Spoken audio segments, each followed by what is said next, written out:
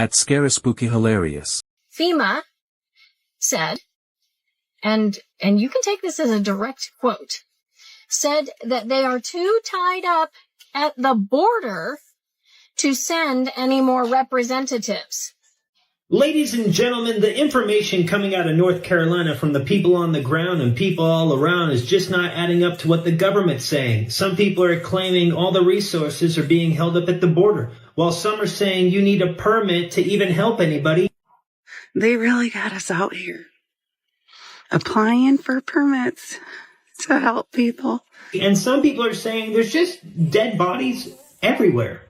Bodies are not being recovered and are being left in the street to rot. Government officials are coming in and seizing land from people and forcing them to move away from their already destroyed homes. Let's talk about the evil that's happening in the North Carolina mountains right now. Locals of Chimney Rock, North Carolina are saying that government officials held a town meeting yesterday. They were told that they would not be able to move back to their homes even if they were still standing. The government was seizing them and it was no longer their property. Said that the entire town is going to be bulldozed and that the bodies that are out are just going to be left to rot. They're not going to recover them.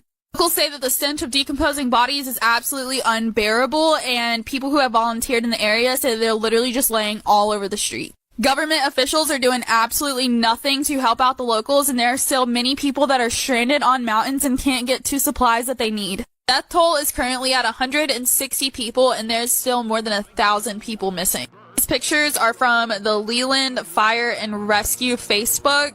This is some of the damage that was done to Chimney Rock. Hundreds of houses were lost to landslides and mudslides. The roads were literally made into riverbeds. North Carolina has faced complete devastation, and the government is not speaking about it at all. Our entire state is being impacted by this hurricane. I live 2 hours south of Asheville, and none of our stores have any essentials because everybody is buying them to send them to the mountains. Locals in the mountains are saying that FEMA and Red Cross are confiscating the donations that people are bringing up there and not letting people have them. And on top of that, the donations that they're confiscating, they don't even have to use it for this disaster. They can save it and use it for different disasters, even though people have donated it specifically for this disaster. A civilian who is volunteering his time and his helicopter to help rescue people was told by a fire marshal if he did not stop rescue, he would be arrested. You would think they would want as many people as possible out there rescuing people, considering over 1,000 people are still missing. Here's the most interesting thing. BlackRock just signed a $90 million contract in the area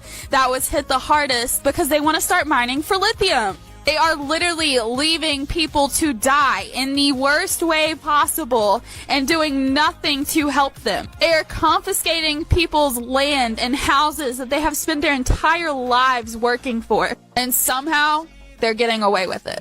Happening right now, emergency alerts are going out to Georgia residents talking about the chlorine and related compounds in the air. A few days ago, I had a vision of a casket going down a flooded stream. I wake up and I see this. The people that y'all have called fearmongers for the last year are the only people who've been foretelling of everything that we're seeing right this minute.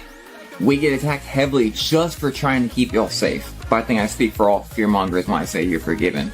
This total for Helene 120 is nothing compared to what it's going to be. These are sites coming out of Asheville right now. Went up Old Fort Road where it connects to number 9. The whole area is gone. 100-foot ravine where houses used to sit. Kids walking around with no clothes, asking and begging where their parents are at. BlackRock helicopters are around. He doesn't want to talk about the smell of unalived bodies. He's in disbelief. This is also confirmed. People are unalived in stranded ambulances. People are unaliving in trapped cars. People are unaliving on bridges where no one can reach them. People are unaliving in their homes. People are unaliving because life support's no longer connected. If you didn't see my last video, I created this chart for y'all to show you what we're up against as far as economics go. They're going to have refrigerated goods stalled, technology, car parts, base ingredients for food, medications. But with all the darkness, all the devastation, all the grief, I want to show you something. This is Pretty Place Chapel, where that beautiful cross stands before the mountains. They were affected by the storm, but guess what? The most unlikely of things right here that could be standing up still after the 60-mile-per-hour winds, guess what it is? The cross still stands right there while this happened.